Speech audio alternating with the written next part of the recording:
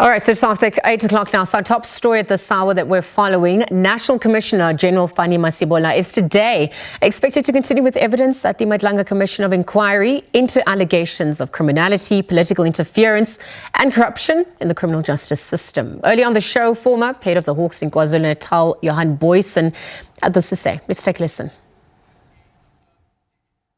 Well, my interpretation of what's emerging from the evidence so far is that there's definitely tension within the leadership of SAPS, which is not conducive to proper policing.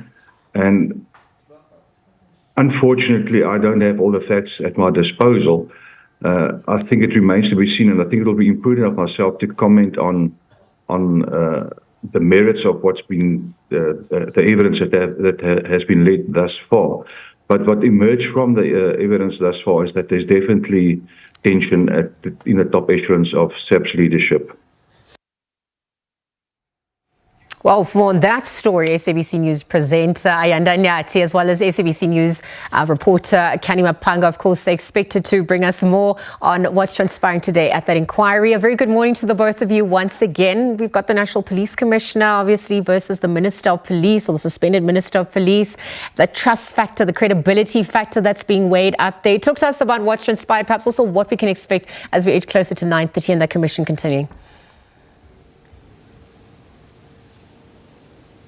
Yeah, good to see you again, Lizo. In just over or under half an hour, or an hour and a half time, the SAPS Police Commissioner will certainly be walking right where we are to take to the hot seat once again. And, you know, the sentiments that were shared by Johan Booysen there, that interview you just had in the previous hour, Liesel, I think are pretty widespread. It's a sentiment that many people will resonate with what's been laid bare at the very least as we continue piecing together the different parts of the claims and counter allegations, is that the SAPS and its senior leaders aren't necessarily always singing from the same hymn sheet. There are widespread implications for that. And of course, this particular commission is trying to get to the bottom of, one, who should be held accountable, and two, how we can prevent a repeat of a situation that South Africans have in fact seen before. This is not the first time that, of course, the SAPS has come under the spotlight in this way. And there's been suggestions at the very least that senior officials are using this particular institution for other interests outside of those that have been enshrined in the Constitution. So yesterday, a lot of time being spent on the political killings task team and, of course, ways in which it came to be disbanded. From before he even took to the stand, Fannie Masemola had already signaled to the public that he wasn't involved in that decision. And yesterday, he really went into detail around who some of the actors may have been and why. Senzo Mchunu, the now suspended police minister, coming up insofar as that is concerned.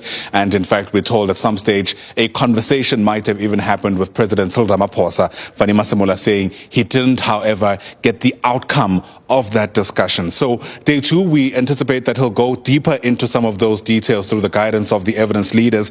But he also took some time, Fannie Masemola, to suggest that the judiciary may have been involved. Canny Maphanga is our senior reporter who has been in this auditorium from the moment the police chief started speaking yesterday, and she followed through on trying to, I suppose, put together the dots or join the dots, so to speak. So, Canny, once again, the judiciary and a particular magistrate coming under the spotlight when Fannie Masemola spoke here yesterday. Indeed. Good morning to you, Ayanda, once again, and to the viewers. Essentially, at the outset, it's important to note that Lieutenant General Nyathi is at the stage of making allegations, and they'll be tested in the next phase of the Madlanga Commission. We did expect from his testimony that several witnesses would be called in phase one that would likely affirm what he is alleging, at least about the organized crime syndicate and its alleged infiltration into law enforcement agencies. And we've seen at least General Masemola, as the top cop of the South African Police Services, has affirmed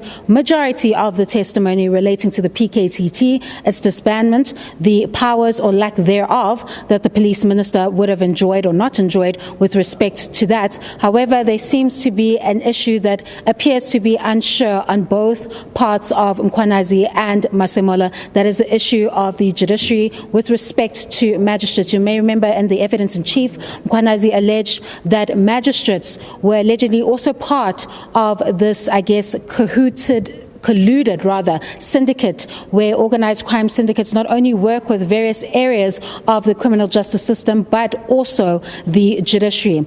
Now, the issue with that allegation is that General Masemola has made a statement, or rather testified, that at the tail end of yesterday's testimony that there was a senior that had told the investigators allegedly that there were envelopes, one for the investigator, one for the prosecutor, and one for the magistrates.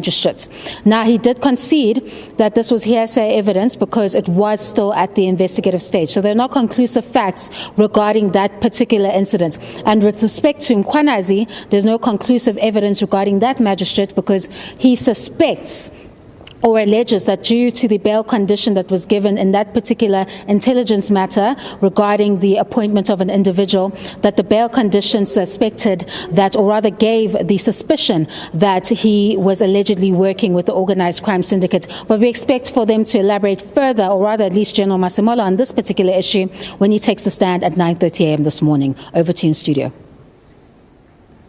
All right, thanks, Canny. Thanks, Ayanda. We are certainly monitoring those developments. We're edging closer. The clock is ticking. 9:30 is well underway, of course, and we'll continue with day 2 of the testimony by General Fannie Masemola.